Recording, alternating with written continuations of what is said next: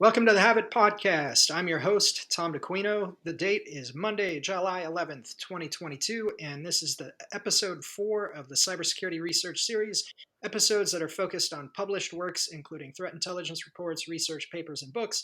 Today we'll be talking with Andrew Martin, co-author of Hacking Kubernetes, published by O'Reilly Media, and he's also a sought-after tech conference speaker and co-founder at Control Plane, a cybersecurity consultancy firm that specializes in securing cloud-native workloads. Andy, really appreciate you coming on with us. Welcome to the podcast. Thank you very much for having me. Yeah, absolutely. It's our pleasure. So let's start with what motivated you to author a book on hacking Kubernetes and why you're especially qualified for such an undertaking. Well, I'm not sure I'm especially qualified, but certainly the motivation, spent a long time in the cloud native scene. Docker at this point is about 9 years old, surprisingly. And I was involved in projects working in and around that container space for quite a long time. That's a hugely privileged and lucky confluence of factors that brought me to be permitted to ship Kubernetes 1.2 into production, and really the ongoing security journey, both of watching something like runC ship default seccomp and app armor policies and try and lock down the runtime, and then watching Kubernetes introduce ABAC, RBAC, pod security policy, and looking at these obviously future-leaning technologies and seeing that there are still substantial gaps. There's a lot of focus on developer experience. I'm sometimes taken to task for saying Kubernetes is not secure by default. I think these days it is significantly better than it used to be. Sure. But things were very much developer experience focused.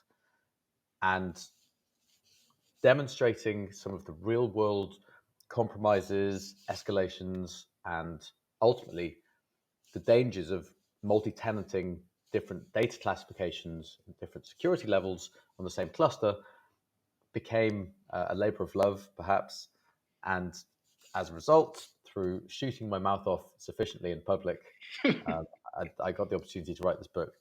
And I'm very fortunate to have had that opportunity in tandem with my co-author, Mr. Michael Hasselblass, who, as a virtuoso of the pen, has written so many books before and really helped to shepherd me through the process of authoring this one. That's fabulous. Great joint collab there. I love it.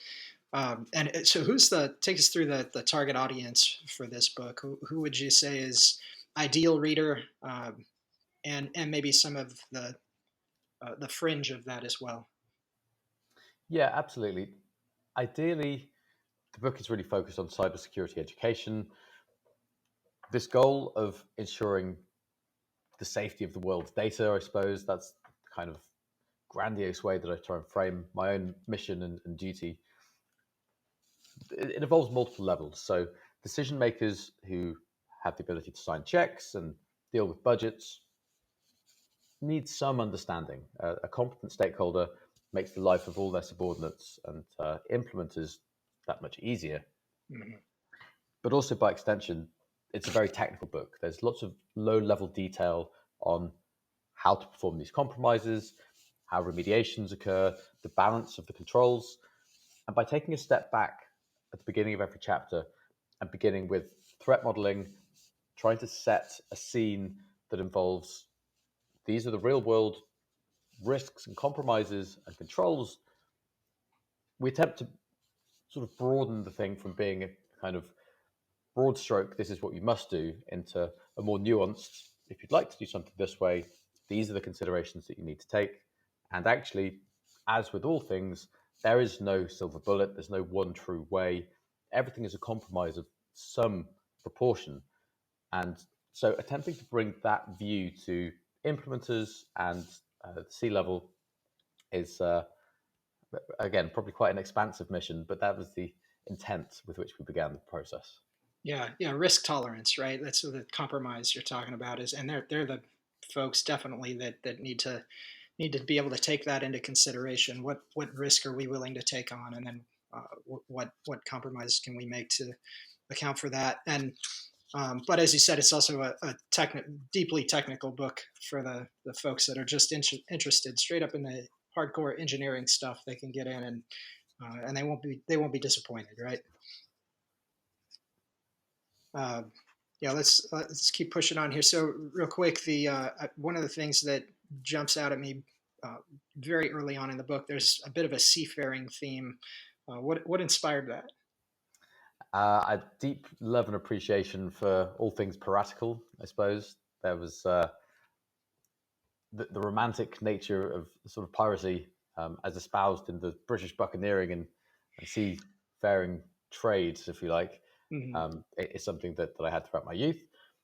The merging of that with the obvious container, uh, well stretched selection of metaphors just seemed too good an opportunity to miss.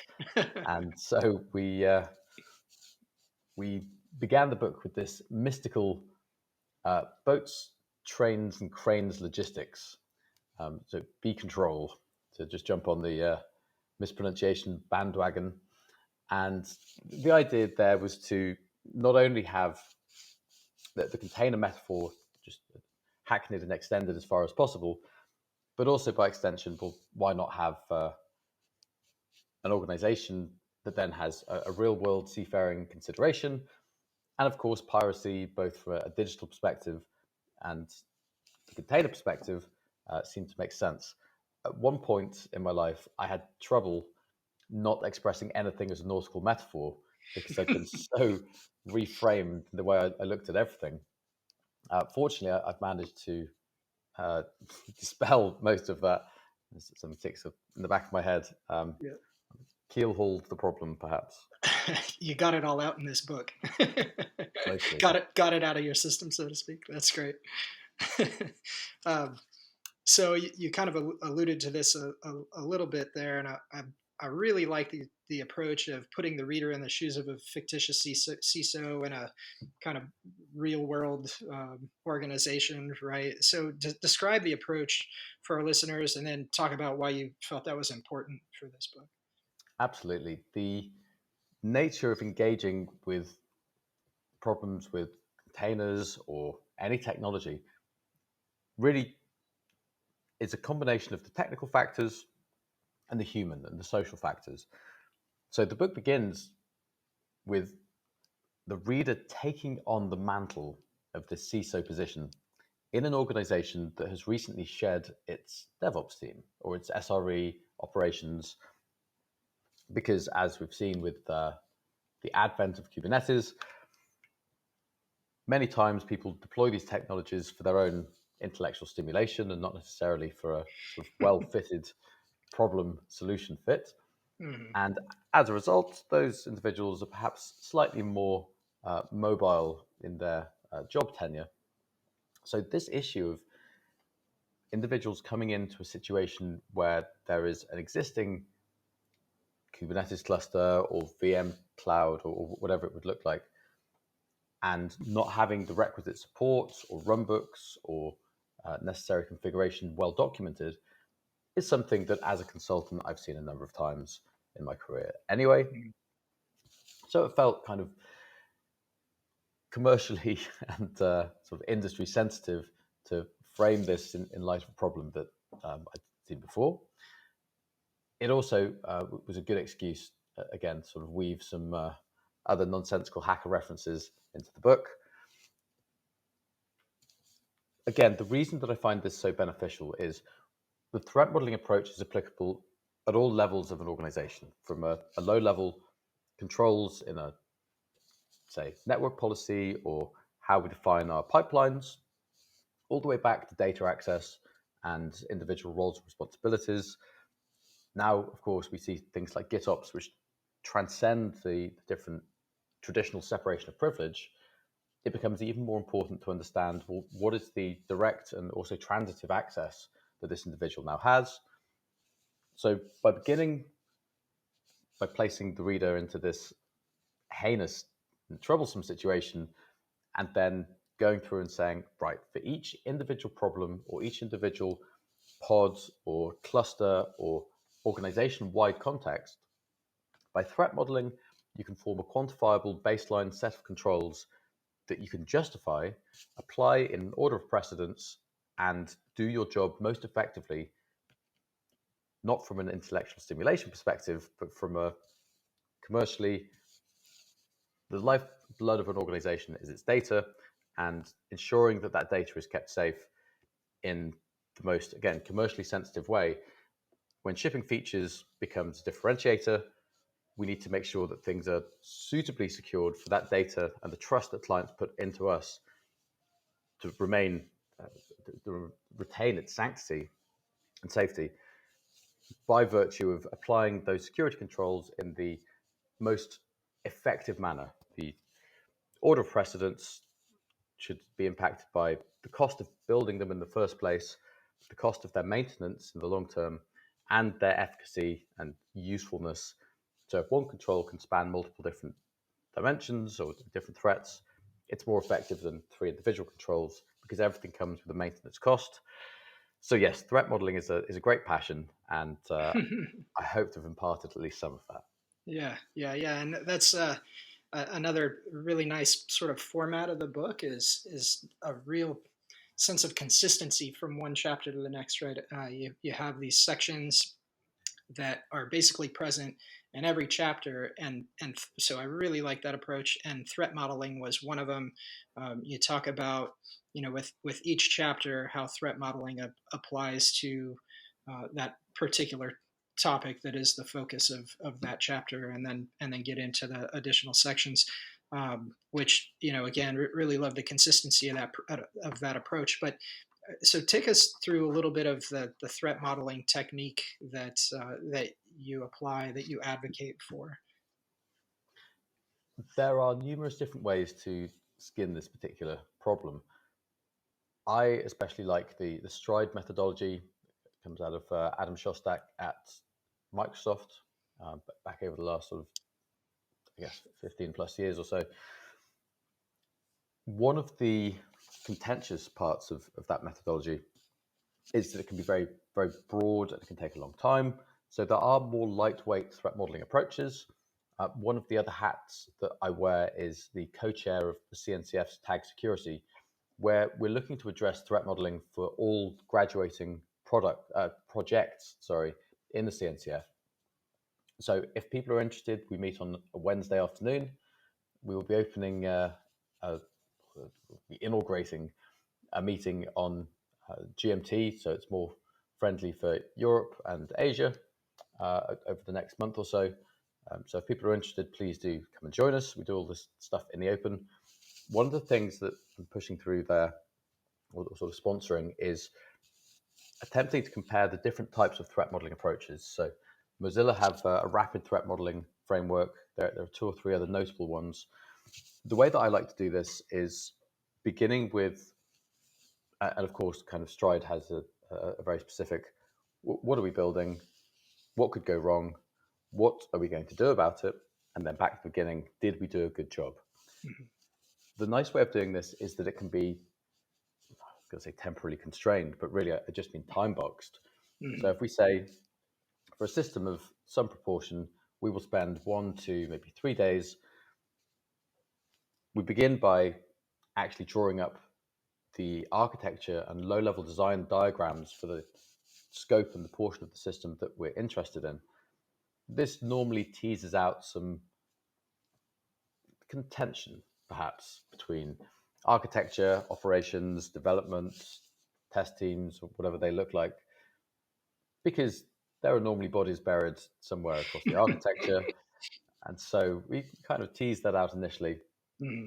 Then once we have a common understanding, we play this game of catastrophization. What's the worst thing that could happen here? Well, TLS 1.3 could have all its ciphers simultaneously broken. Okay, well, that's pretty catastrophic. Potentially with a post-quantum world, that was maybe possibly a thing for a while. But actually, if we look at the likelihood of that happening, we do have quite a high degree of trust in the cryptography of the TLS ciphers these days. What's perhaps more likely to happen, somebody leaves some key material on a USB key and leaves it on a train.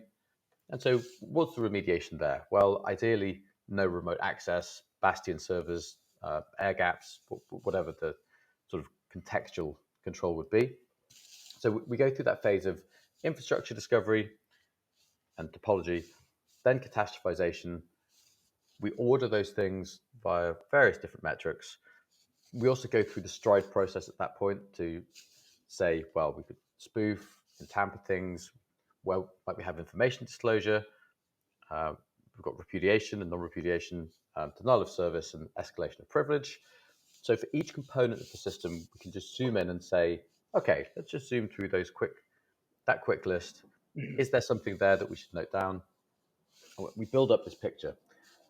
After that abstract view of the system is built, we then build attack trees. So these are kind of the old school terminology for this is a kill chain. If we start from a negative outcome, like my container is breached, well, what happens just beneath that? Well, I'd say container breached. Let's say that the host is breached. So probably for the host to be breached, there's been some sort of breakout from the container. Either something is attacking the kernel, or it's been able to pivot through other things in the infrastructure. In order to get there needs to be some sort of remote code execution. Maybe that's a supply chain attack. Maybe that's a remote code execution through a vulnerable web application. And so you can trace this attack back down to where it begins, which is a malicious third party is looking to break out of a container and get onto a node. And at that point, we can start to formulate and apply controls that cut the branches of the tree.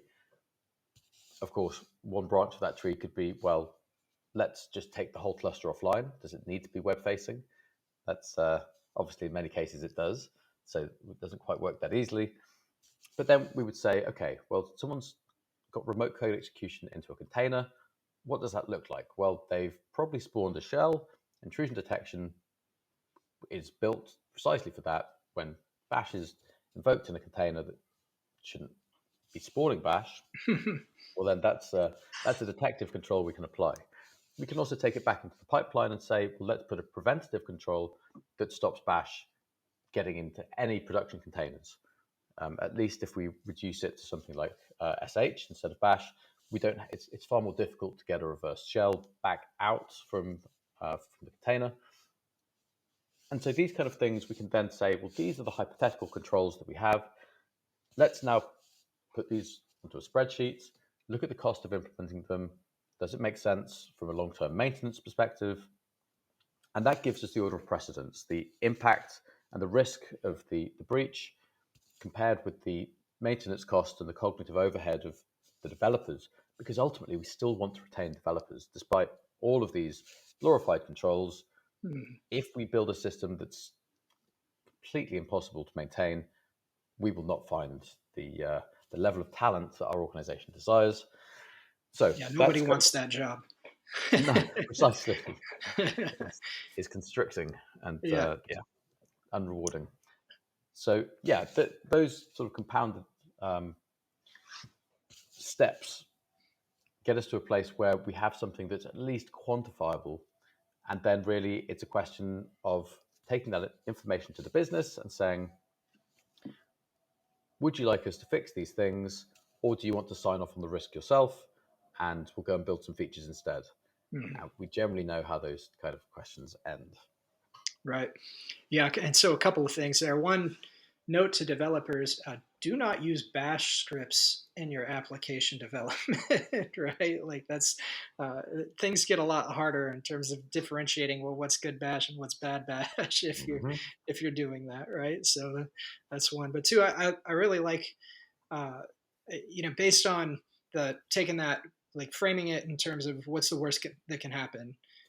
That gives you the opportunity to make this as exhaustive as you want it to be, right? Because you can just keep adding more things to that list, and then, as you said, double click in it, create the attack tree, and then back out and start with another one. And at the point where you've kind of decided, like, okay, we've done this enough for right now, you can push forward and then come back to it at some point and start all over when you get a better sense of the types of attacks that you're fielding on an ongoing basis, right? Or how the threat landscape has changed, because it's always an ongoing effort, right? In that respect. So it's a great approach. I really, and that's why I wanted to call it out, just because it feels like uh, this isn't just Kubernetes applicable. This is a really, really smart approach to managing production infrastructure, publicly exposed workloads, but also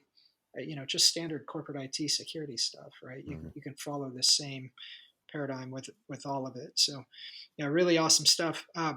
Let's jump over to an actual attack. So, Chapter 2, Appendix A, you walk through a pod level attack that includes a container escape. You're kind of just talking about that a little bit. Is this something you've had success demonstrating in the wild in customer environments, or have you seen it as something you've had to respond to? Take us through how that went from how did it find its way into the book? Yes, absolutely. The genesis of Control Plane was working on critical national infrastructure for the UK government, and some of the questions of system topology and sharing of resources with Kubernetes were, I would say, not yet well settled. So the beginning of my container journey was really just trying to poke at the edges of things, because things didn't feel well segregated. It didn't seem to make sense to suddenly slam all of these applications together. So one of the first demonstrations that I put together a number of years ago was the dirty cow container breakout.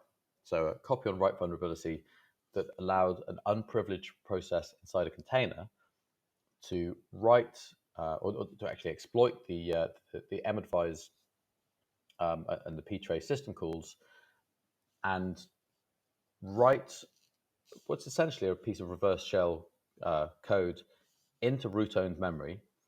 It would do that by writing, I think, tens of thousands of times in a very short period of time. The talk is online in various places. I would then use Sysdig to watch the application calls, the system calls to the kernel. Eventually, after sort of 5, sometimes up to 30 seconds, which is a nervous live demo, the memory would be written and the copy on write race condition would be exploited, and then it would pop a shell back into the container. That's a root-owned shell on the host, and that was one of the first container breakouts that I managed to demo. Recently, actually, I have a talk of the book, which I did at KubeCon EU in May. That was. I had one of the strangest experiences of my life, where the laptop that I was using, the window manager died as I was beginning the first demo. Mm. So I actually had to reset the laptop while attempting to freestyle the rest of the talk. But the point being is that during that talk, we go from a remote code execution, or a supply chain attack, to remote code execution, to a container breakout with the dirty pipe vulnerability that one of my colleagues at Control Plane has put together. That vulnerability, again, it's another container breakout that does exactly the same thing. Is able to write to root-owned memory. In this case, it actually exploits the old proc-self-exe symlink bypass that affected runc. Runc fixed that by copying itself into memory at runtime. The way dirty pipe works is it can still exploit the linked disk, overwrite the runc binary with a piece of code, piece of assembled code that's less than 4K, but you can't write to the first few bytes of the page because of a foible of the exploit. And then the next time runc is invoked, it fires off this reverse shell back to the container that's listening. So we tend to find, in terms of, so we don't perform incident response. We generate the incidents. We often work with a SOC to prove out real-world attacks and ensure that their alerting capabilities are correctly configured. Yeah. And in terms of just kind of digging, the greatest issue generally with cloud configurations is misconfiguration. So we do have a dedicated penetration testing capability. They are rather good at breaking out in various different ways. And if things are well configured from a pod and a pod security perspective, it then becomes about attacking the visible horizon. So Mhm. even if we can't sort of burrow down, pivoting and moving laterally is still verging on kind of older sort of it's a non-cloud native technique, obviously, but Mhm. I'd like to describe containers as a microcosm of Linux. All the old tricks apply. We just get some extra rough edges to play with when we have a declarative orchestrator and all these kind of things. Right. Yeah, that's fantastic. So, and kind of getting to what you just said, this is a great segue to my next question here. And actually, I guess maybe a little bit more of a comment than a question, but for folks that are still getting acquainted with Linux, your breakdown of Linux file descriptors and file systems in Chapter 6 was really good. It's kind of part and parcel for what you just said, though, right? All the standard stuff still applies because really these containers are Linux based, right? And so once you get access through an application, you gotta know your way around the Linux operating system and the file system and everything else. And so did a really nice job with that. Anything you'd like to add to that, though? Yeah, I think that there are a lot of kind of dark magic-esque parts of the Linux kernel, and it can seem impenetrable to a new user just because of the complexity, the amount of prerequisite knowledge required to really dig in deep. I would say that understanding the contents of some of those virtual kernel file system locations, and especially digging through books like there's a great book called the Linux System Programming Interface. Oof, something of that description, which I'll have to actually pull up. And it's about 600 pages or so. But just dipping into the relevant section for the specific point of interest, especially proc and sys, dev as well to some extent, but it's far more device specific, of course, is deeply elucidating. And some of these foundational principles, looking back to things like why is everything a file, how mandatory access control really just underpins the entirety of Linux, and then by extension, why using namespaces are so difficult to get right when everything's a file, and then that access control crosses over everything. It's deeply fascinating. It explains a lot of things, and it also has some very, I'd say, not unintended consequences, but this was phrased actually exceptionally well when the proc self exe bypass came out. The proc self exe symlink is based on an assumption, and that assumption is that there will only ever be one namespace for processes. So when we have a symlink that then allows us to resolve a location on disk outside of the process or mount namespace, all these assumptions that are baked into sort of 30 plus years of Linux, and then even further back, all the Unix is a bit before that, is really testament, I suppose, to the incredible work that has been done to ship these things, but Yeah. also gives us a direction to go and explore when some of these things are not quite as well configured as we'd expect. And yeah, really is the differentiator. Yeah, so we will definitely we'll find that book that you mentioned and drop a link to it in the show notes just to make sure everybody's got an opportunity to go dig into that. The other thing, just kind of sticking with this topic for a second, I just really like the way. So the you mentioned the concept of in Linux everything is a file, and you kind of threw that out the window a little bit and said, well, no, it's more so everything in Linux is a stream of bytes. Did I get that right? Yes, yeah. At a low level, that is the you slightly got me here. Yes, that is the case. I can't remember what I wrote. Yeah. So, but I just it kind of was like a little bit of a light bulb for me because I operated from that simple premise of in Linux everything is a file. It kind of just in terms of working with devices, networking, everything else. It sort of simplifies how you view the various components of the operating system, or how when you're uh, when you're looking at logs, when you're looking at code, et cetera. It just kind of simplifies a lot in that respect, right? But then you kind of challenge it a little bit and talk about how well you've got sockets, which are actually pipes, and that's kind of a file, not really a file, right? And so this concept of well, let's back it out to what really is, when there's a flow of communication happening from one place to another from an OS perspective. It looks like you're using file descriptors or whatever to make it happen, but really it may not even actually touch disk. It's just a stream of bytes going from one process to another.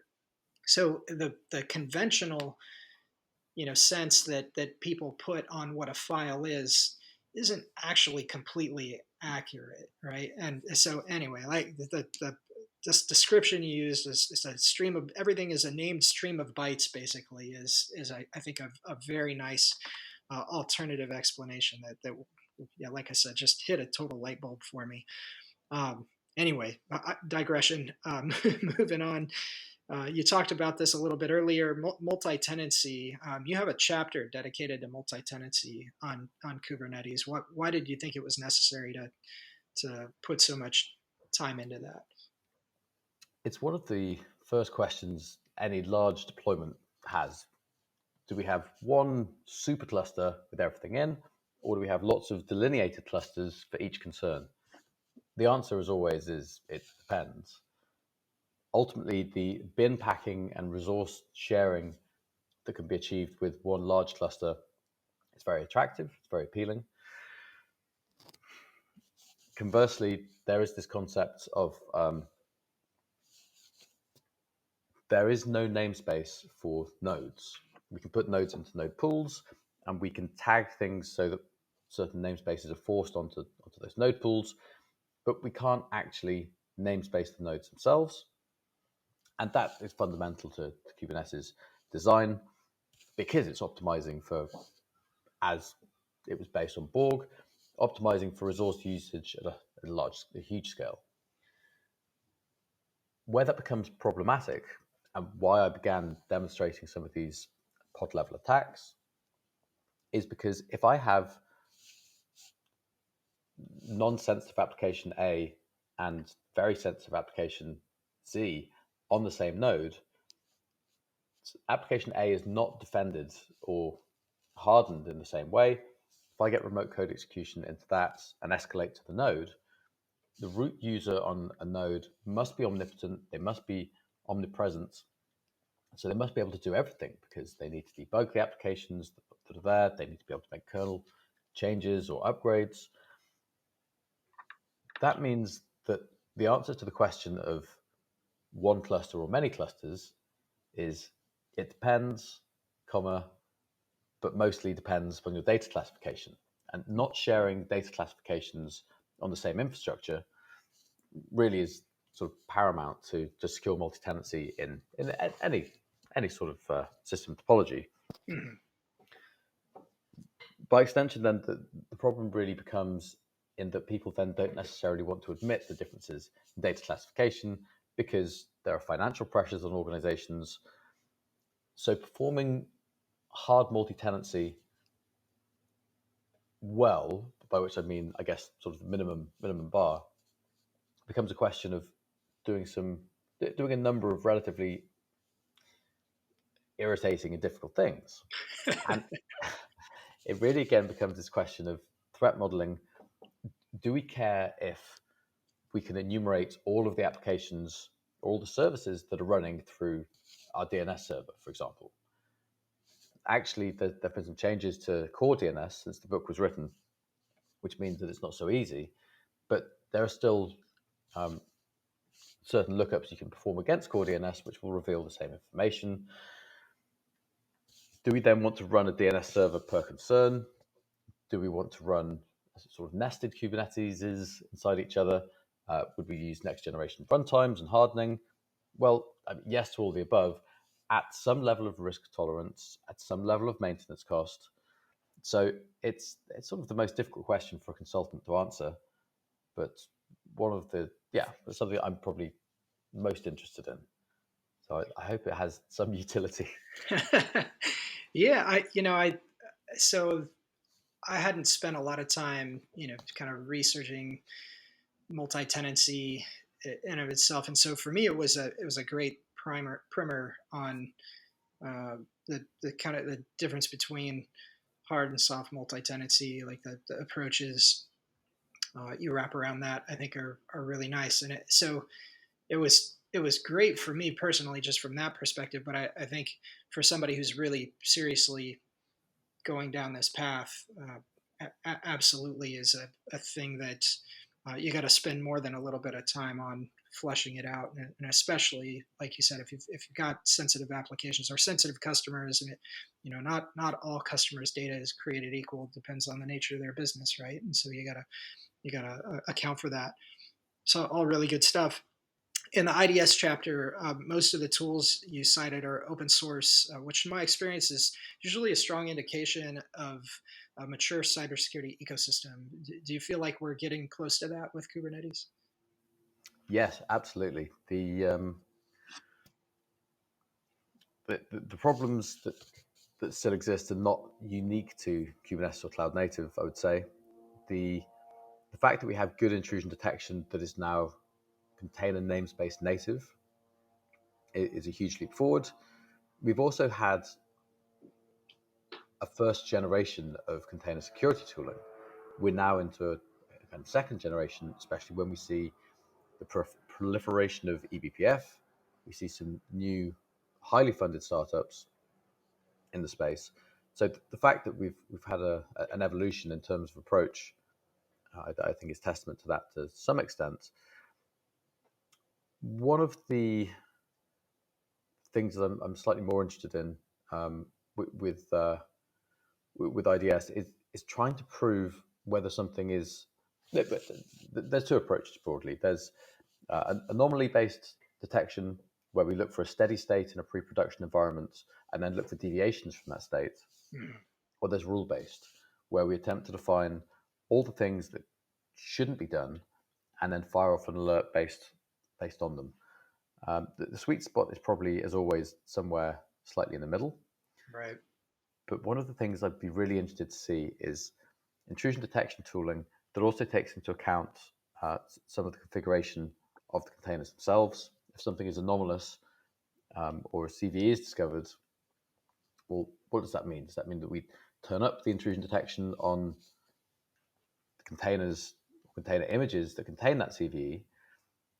Because ultimately, the goal of an organization is to continue to run their workloads, to deliver value to their customers, and then to generate value for their shareholders by virtue of being a good custodian of the data that they've been given.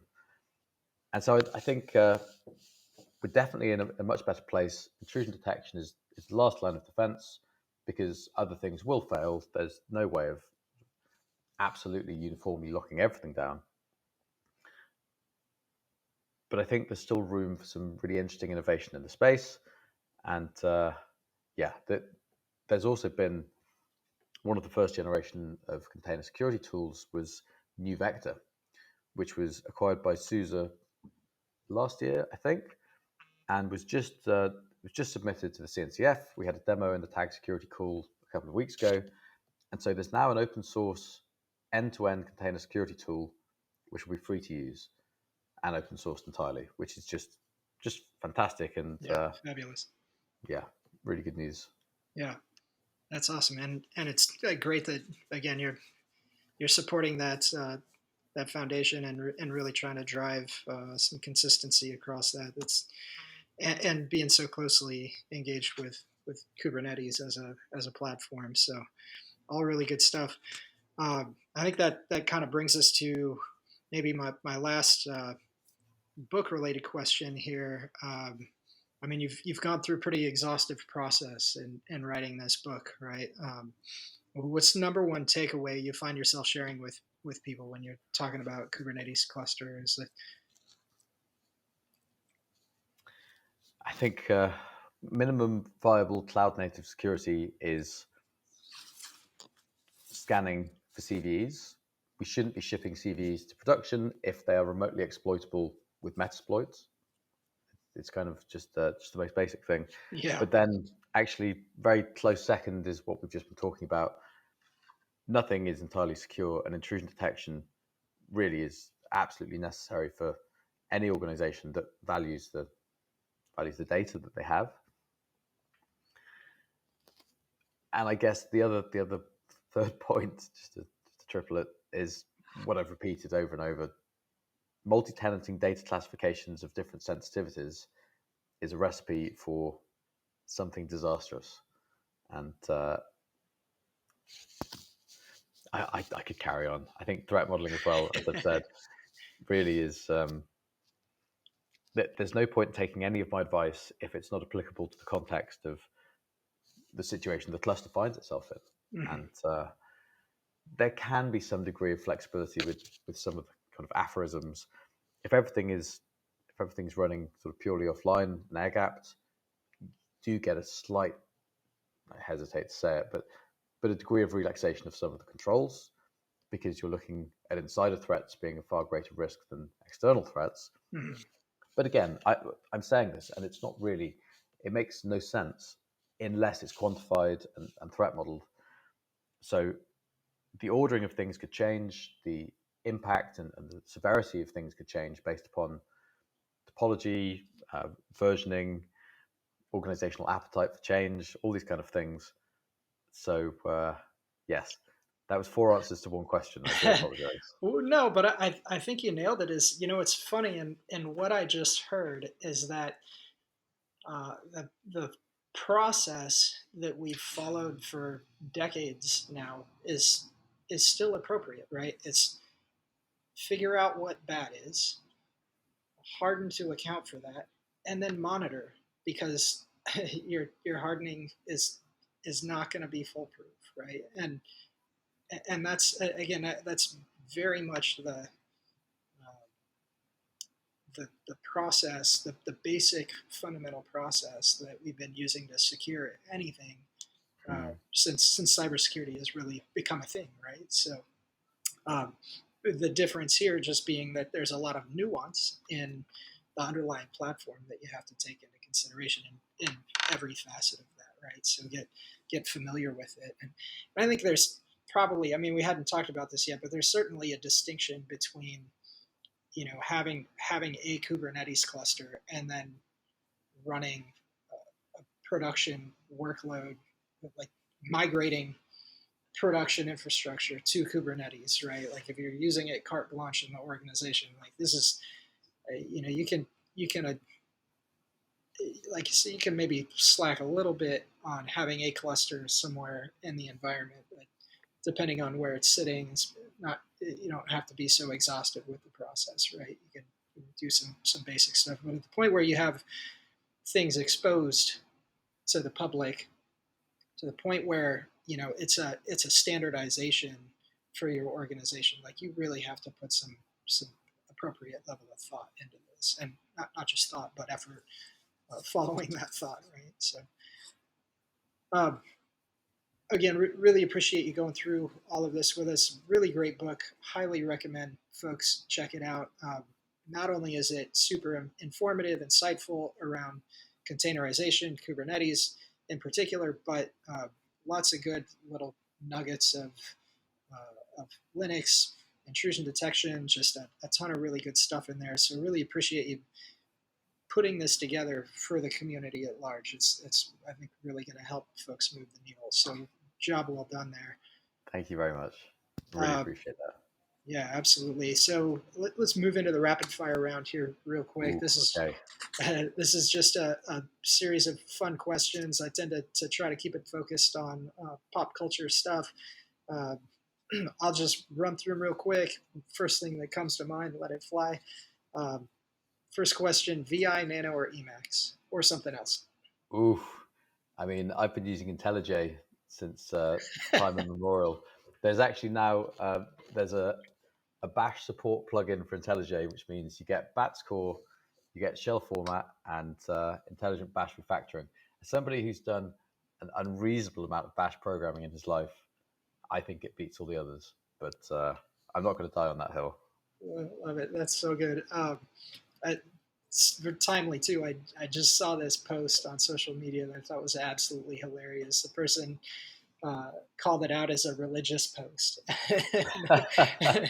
and then jumped into all the different IDEs, and they were like, "These are all crap. IntelliJ is the way to go." So I thought that was hilarious, and absolutely, and that's why I ask about VI Nano Emacs, whatever. Like editors can become a religious topic for sure.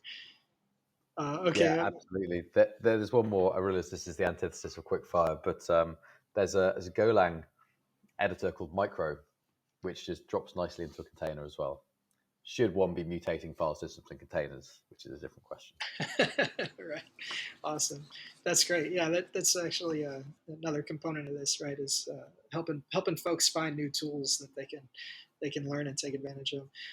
Next one, Kylie Jenner famously tweeted, "Can you guys please recommend books that made you cry?" And someone responded with Data Structures and Algorithms in Java, second edition. What would your book recommendation for Kylie be? Ooh. But I hesitated in asking this question, by the way, because I'm like, well, obviously the answer is Hacking Kubernetes, but it probably made you cry for different reasons. Yes, it's writing a book is an undertaking, but an enjoyable one. A book that really opened my eyes to what I could achieve further to where I constrained myself recently was Hyperfocus, which is a wonderful treatise on the modern attention economy. And I think the nature of the tearfulness would be the amount of untapped potential that we as individuals cede to media in general. So I don't know if she would appreciate the nuance of that. Well, that's kind of the point, I think.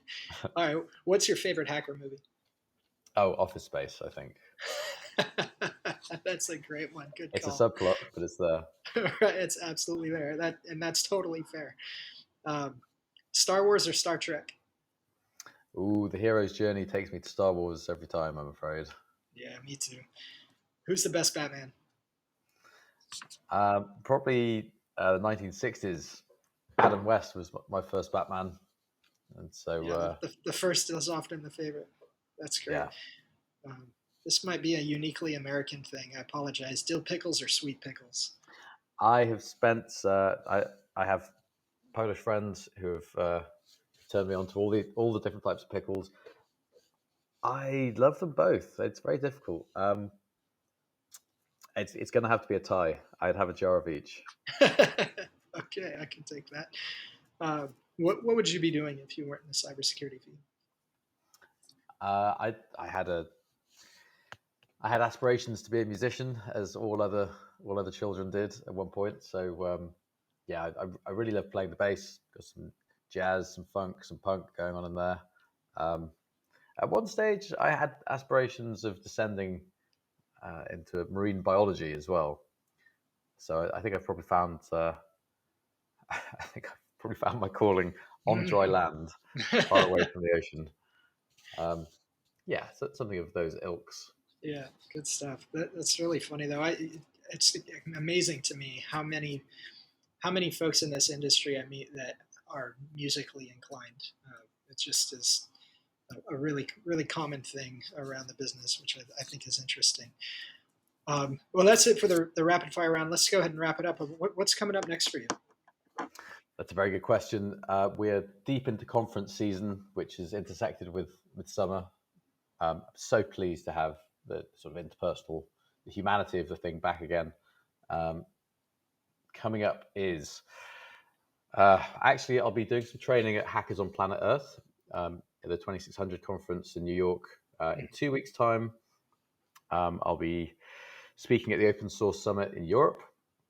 There will be an Open SSF and Open UK Day the week after in London. So those acronyms are the Open Source Security Foundation, which is the group advising the Biden administration, helping to move some of those things around the ordinances, infrastructure as code, two-factor authentication, SBOMs.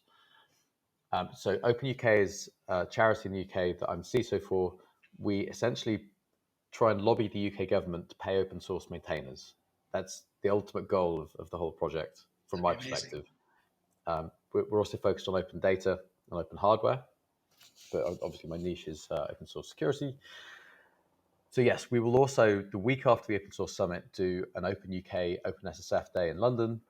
I will be at Cyber Brazil. I will also fly down to New Zealand. Control Plane are opening an office in Australasia. So going to speak at some conferences there, meet up with some old friends. And that takes me all the way to KubeCon North America in Detroit, where we will be running the CTF for the security day. SecurityCon is the first 2 days of the week, and CFP is still open if people are interested in submitting there. And then I'll try and relax for December. Nice. Yeah, that's a pretty busy schedule, but like well deserved, man. In terms of getting involved with all of these things, being able to run some some aspect of the programs there, doing the talks and whatnot. I mean, obviously you put the work in, and excited to see what comes out of all of that for you. Anyone you want to give a shout out to?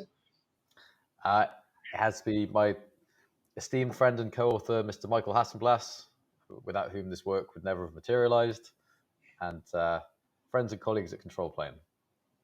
Nice. Awesome. How about you kind of pick your poison here? There's a ton of them that you've already run through, but charity or like a nonprofit foundation you'd like to give a shout out to? Yeah, I mean, it has to be Open UK.